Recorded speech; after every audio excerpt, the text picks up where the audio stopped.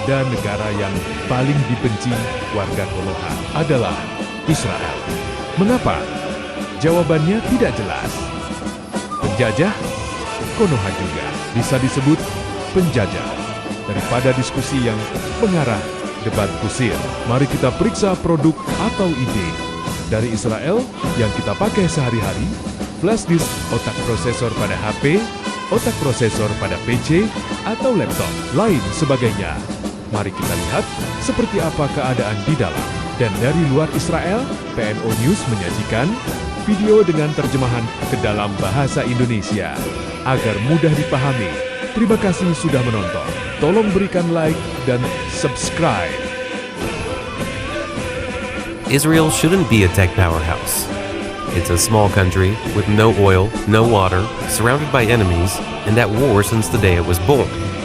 And yet, it's the Silicon Valley of the desert.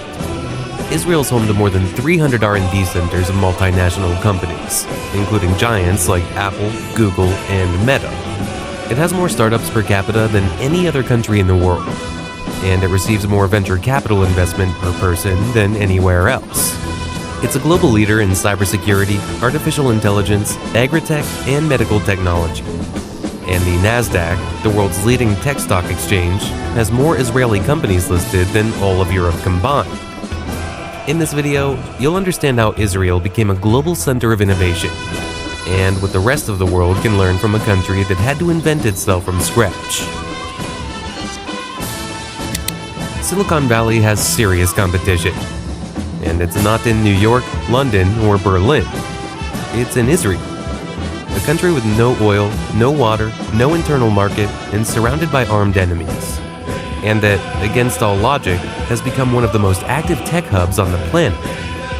With just 9.5 million people, Israel has over 7,000 active startups. That's one for every 1,400 people. No other country in the world has such a high startup density. But beyond startups, Israel hosts more than 300 R&D centers of multinational corporations. Tel Aviv, with just 500,000 residents, ranks as the fourth best tech ecosystem in the world, only behind Silicon Valley, New York, and London. More than 130 Israeli companies are listed on the Nasdaq, mostly in sectors like software, cybersecurity, medicine, artificial intelligence, and semiconductors. Companies like Waze and Mobileye, both born in Israel, were acquired by giants like Google and Intel for billions of dollars after revolutionizing their industries. At the same time, the defense system known as Iron Dome, developed by Israeli engineers, is now the world's most advanced real-time missile interception technology. It doesn't just protect Israel. The United States has added it to its own military arsenal. But this goes far beyond software or defense. Israel's also a leader in agricultural technology, developing farming methods for arid areas that are now used in dozens of African countries. It exports drip irrigation systems, drought-resistant seeds, and autonomous drones that monitor crops in real time. On top of that, Israel is a global leader in medical technology, artificial intelligence, and cybersecurity. And all of this happens in a country where it shouldn't be happening at all. Israel was born in war. It declared independence in 1948 and was attacked the next day by 5 Arab countries. For decades, it lived under siege. Half the national budget went to defense. Cities were built with bunkers before hospitals, and the economy ran on rationing, state control, and strict regulation. In the 1980s, it hit rock bottom. Inflation reached 400%, public debt went over 200% of GDP, and the national currency was on the verge of collapse. On top of that came geopolitical isolation. For decades, the Arab boycott prevented many multinational companies from doing business in Israel. Israel had no oil, no water, no regional allies, no stability, and no access to major Arab markets. So it decided to build a modern, innovative, and competitive country. Not out of ambition, but because it had no other choice. In Israel, innovation is not a luxury, a trend, or a startup game. In Israel, innovation is a necessity. But turning that necessity into a high-performing ecosystem requires people. Human capital that can take risks, make decisions under pressure, and solve problems with limited resources. And paradoxically, in Israel, the main source of innovative human capital isn't the universities, it's the army. In many countries, the army is far removed from the world of innovation. It's associated with obedience, discipline, and a rigid hierarchy. But in Israel, it's exactly the opposite. The army doesn't just defend the borders, it trains the future entrepreneurs who go on to transform the country. Every year, around 60,000 young Israelis enter the Israeli Defense Forces. But not all of them go on border patrols or drive tanks. Thousands join elite technical units, where military training feels more like an innovation boot camp than a traditional academy. The most famous of these is Unit 8200, an intelligence division focused on cybersecurity, software, and electronic surveillance. There are 18-year-old kids developing tools that often outperform those of major world powers. From encryption algorithms to large-scale interception systems, this is literally where the future of Israel's tech ecosystem is trained. But the most striking part isn't technical skills, it's the culture. In these units, there's no room for passivity. Soldiers must make critical decisions with incomplete information under constant pressure and with real consequences. They learn to improvise, to lead small teams, and to question their superiors if they believe they have a better solution. And above all, they learn to move fast. That environment creates a mindset that carries over almost seamlessly into civilian life. That's why so many Israeli startup founders aren't university graduates. They're veterans of Unit 8200. Other units like Talpiot, Mamram, and 9900 also train engineers, analysts, mathematicians, and programmers in extreme conditions. And they do it fast, with a focus on results and with a flat, horizontal culture that breaks the mold of traditional military life. When these young people leave the army, they're not starting from scratch. They already have a strong network, experience managing teams, and a sense of urgency that sets them apart. They're not looking for startup ideas, they already have them. And often, they've already solved problems in the army that can now be adapted for the civilian market. Investors know this. In Tel Aviv, there are venture capital funds that analyze a founder's military background just as seriously as their academic resume. Not because they glorify war, but because they understand that the army produces the kind of talent that can handle uncertainty, withstand failure, and build under pressure. In other countries, young people finish high school and go backpacking. In Israel, they go to the army to lead a 30-person team, manage complex operations, and build tech solutions from scratch. The job market knows how to read a military resume, and it values it more than an MBA. When these young people return from military service, the entire economy knows how to make use of what they've learned and integrate them into the workforce. That's why the Israeli army is more than just a defense tool. It has become an innovation engine, one that combines patriotism, urgency, technology, and leadership. A mix that no other country in the world has been able to replicate. But the army didn't do it alone, because human capital still needs raw material. And of course, Israel has one of the highest concentrations of scientific and technical talent per square kilometer on Earth. Raw talent arriving from the most unexpected places, bringing urgency and incredibly valuable knowledge. It wasn't luck, it was immigration. Since its founding, Israel was built as a country of immigrants. A nation that not only received waves of people from all over the world, but also learned to turn that diversity into a strategic advantage. Jews expelled from Arab countries, Holocaust survivors, Ethiopian communities, waves from Latin America, Eastern Europe, and the United States. Each group arrived with their own languages, professions, customs, and their own urgent needs. And unlike other countries that see these flows as crises, Israel treated them as opportunities. It's estimated that more than 40% of Israel's current population was born in another country or is the child of direct immigrants. Being an immigrant in Israel is not an exception, it's the norm. That's why the country developed, early on, an institutional structure designed to activate that talent as quickly as possible. Massive programs for intensive Hebrew language learning, fast-track recognition of foreign degrees, open incubators for immigrants, and job placement programs with tech companies. But more than anything, a national environment that, by culture and necessity, sees qualified immigrants as an asset, not a burden. It's not about charity, it's about strategy. Because in a country with no oil, no access to neighboring markets, and in a constant state of war, human capital is not just important, it's irreplaceable. And that explains why Israel has managed to absorb massive waves of immigration without collapsing, and in many cases, becoming stronger. While other countries argue over whether to close or open their borders, Israel treats immigrants as what they are, the most valuable raw material of the 21st century. But talent alone is not enough. It also needs to be connected, because innovation doesn't happen in a vacuum. It needs human contact, the circulation of ideas, and an environment that encourages collaboration. That's why, historically, technological revolutions tend to concentrate in specific places like Silicon Valley, and, as unlikely as it may seem, also in Israel, one of the most densely urbanized and technologically integrated countries on Earth. Everything is close, everything is connected, and that level of proximity, geographic, institutional, and human, has turned the entire country into a kind of tech campus. A place where innovation doesn't just happen, but constantly feeds itself at a speed that's hard to replicate.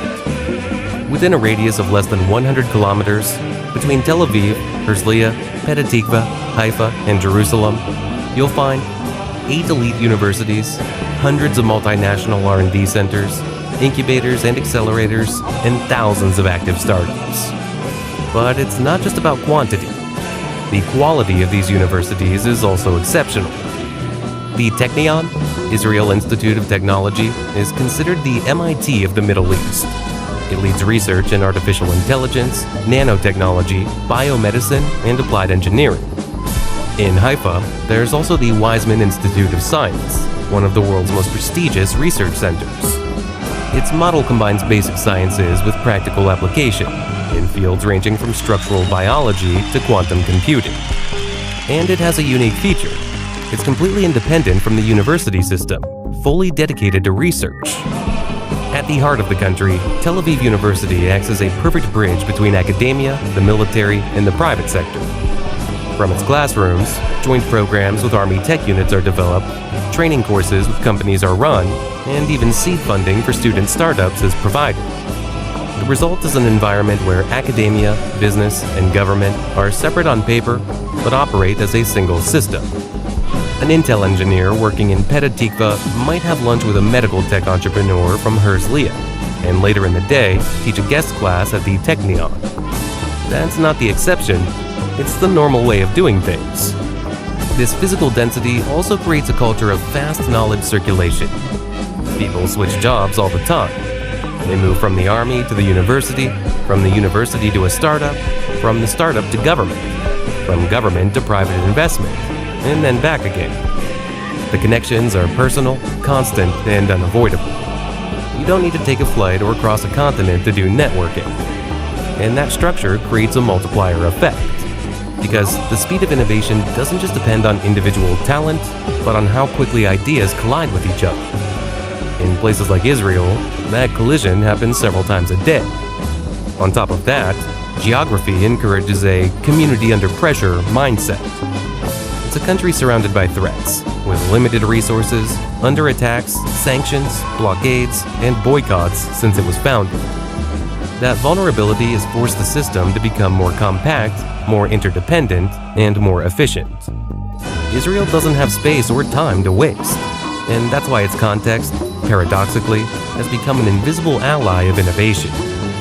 It doesn't make sense to compare Israel with countries 10 or 20 times bigger. Its scale isn't demographic, it's functional. Israel acts like a hyper-connected city-state, where every square kilometer feeds the innovation system. And that model, with all its efficiency, has one more feature that makes it unique. It doesn't rely only on the private sector. It also depends on a government that knows when to step in and when to step back. In most countries, the role of the state in the tech economy swings between two extremes. Either it intervenes too much and suffocates innovation, or it disappears entirely and leaves everything to the market without support or guidance. Israel chose a middle path, a more pragmatic one. The most emblematic example of this approach is the YASMA program, launched in 1993. Israel had talent, engineers, universities, and a military that produced technical leaders. What it didn't have was venture capital. No investment fund wanted to risk money on Israeli startups. There was no investor ecosystem willing to bet on 25-year-old entrepreneurs with big ideas but no commercial track record. So the government designed a surgical policy. It created 10 venture capital funds with initial public funding but managed by private actors, and with one very special clause. If the fund succeeded, the government would pull out and sell its stake to the private investor at cost. In other words, the state took the risk but wasn't looking to profit. It just wanted the system to take off. And it did. In just 5 years, YASMA attracted over $250 million in private capital and gave rise to some of the country's leading investment funds. It helped build a market that today manages more than $50 billion in venture capital assets. That's the model. When a strategic industry needs an initial boost, the government helps it get off the ground. But once it can fly on its own, it steps back. The same thing happens with investment in R&D. Israel is the only country where Google, Microsoft, Cisco, and Intel place their most critical R&D teams. 140 out of every 10,000 Israelis work in research and development, compared to 85 in the United States. Israel invests about 5.6% of its GDP into R&D, the highest share in the world. But 80% of that spending comes from the private sector. What the government does is focus its involvement on the very early stages, when the risk is highest and the return is uncertain. One of the least visible, but most important, pieces of Israeli ecosystem is the Israel Innovation Authority. It's not a ministry, it doesn't hand out random subsidies, it's an independent state agency, specifically designed to eliminate friction along the path of innovation. It funds early-stage startups, shares risk with the private sector, connects researchers with investors, and detects bottlenecks before they slow the system down. Its job is not to direct innovation, but to enable it. And it does so with a level of speed and pragmatism that very few governments in the world have managed to replicate. Something similar happens with the relationship between universities and companies. In many countries, public research centers are slow, bureaucratic, and disconnected from the market. In Israel, the state has created extremely efficient tech transfer mechanisms. Every major university has its own commercial arm, focused on patenting innovations, licensing technologies, and creating startups from lab research. The Weizmann Institute alone has produced more than 160 spin-off companies and earns over $100 million a year in royalties from patents. This state logic is not based on ideology, but on three very concrete principles. First, reduce friction. The state intervenes only when it sees real barriers holding back the flow of talent, capital, or knowledge. Second, multiply resources. Instead of handing out unlimited subsidies, the state co-invests with the private sector. Every public dollar must attract several private dollars. It's not about spending more, it's about leveraging better. And third, know when to step back. Once the ecosystem gains traction, the government steps aside. It doesn't try to control the market or take the credit. Israel doesn't subsidize inefficient companies or protect outdated giants, and it doesn't hand out checks without expecting results. The focus is on creating conditions for success, not guaranteeing outcomes. And that creates an environment where failure is allowed, but complacency is not. But this kind of intervention, measured, strategic, and aimed at unlocking creative energy, works because it's landing on a culture that's ready to use it. In many countries, there are invisible rules that shape how people behave.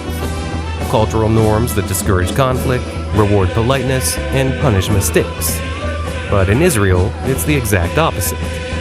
What's seen as rude elsewhere is often considered a virtue in Israel. Interrupting, arguing, challenging, speaking without permission, even being brutally direct. Far from being frowned upon, all of that is celebrated as part of a culture that values truth and effectiveness over protocol. Israel calls this attitude chutzpah, and although it has no exact translation, you could describe it as a mix of boldness, irreverence, audacity, and nerve. It's a mindset that doesn't ask for permission to speak up, doesn't get intimidated by authority, and sees every rule as something to be questioned. In an Israeli boardroom, it doesn't matter if you're the boss. If your idea doesn't convince people, they'll push back. And if you make a mistake, someone will tell you, to your face.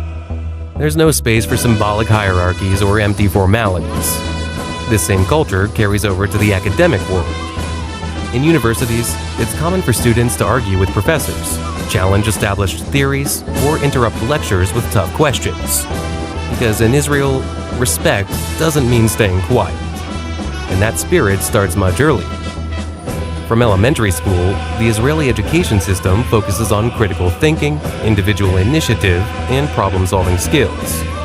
It's not about memorizing facts, but about understanding, questioning, and debating. Authority is respected, but also challenged. The teacher isn't a source of absolute truth. They are a facilitator of ideas. And that mindset is a part of a broader vision where education is not just a formality, but a matter of national strategy. Israel systematically invests in science, technology, and higher education, and not as social spending, but as a development strategy. That's why universities aren't just academic centers. They're factories of applied knowledge, directly connected to industry and innovation. They train not just engineers and scientists, but the future founders of startups, many of which are born directly inside the labs. In the startup world, this culture of irreverence has very real consequences. The fear of failure, embarrassment, or social disapproval simply doesn't carry the same weight as it does elsewhere. Launching a startup, going bankrupt, and trying again isn't shameful. It's part of the journey. In Tel Aviv, a founder who already failed once is more likely to get investment than someone who hasn't tried yet. That tolerance for failure is not a cliché, it's institutionalized. In Silicon Valley, around 20% of startup founders that raise venture capital have failed before. In Israel, that number is over 30%, and many local investors openly say they prefer founders with scars. Because if someone's already made mistakes, they're more likely to know how not to repeat them. In Israel, failing fast isn't a problem. It's training. That mindset doesn't come out of nowhere. It's deeply rooted in the country's history. The very founding of the State of Israel can be seen as a kind of startup. The pioneers who came to build Israel from scratch risked everything. They arrived in a place with no natural resources and surrounded by external threats. But even so, they had a clear vision: to build a successful country. Which means that, from its origins, Israeli society already had experience in taking risks. It also helps that most Israelis go through military service at age 18, and learn early on that making decisions under pressure, without full information, and with real consequences, is part of life. That kind of emotional training leaves a mark. It's better to make a mistake than to freeze. And that explains why so many Israeli technologies are radically ambitious. They're not just trying to improve what already exists. They're trying to reinvent it from scratch.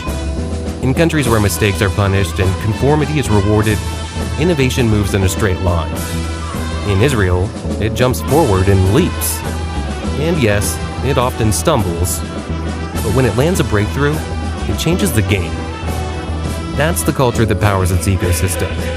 Not a culture of perfection, but of iteration. A culture unafraid of conflict, because it learned from the very beginning that survival depends on challenging the status quo. In most countries, innovation is a strategy. In Israel, it's a necessity. Since 1948, the country has faced wars, boycotts, isolation, and severe resource shortages. It had no oil, no water, and no nearby allies. And it couldn't afford to fail.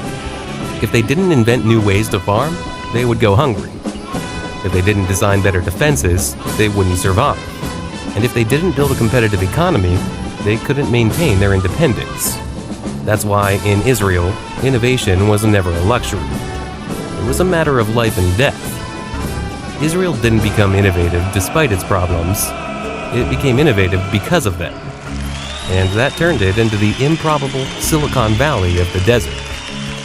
That's all for today's video. I hope you learned something new and interesting. And if you enjoyed it, don't miss the next one.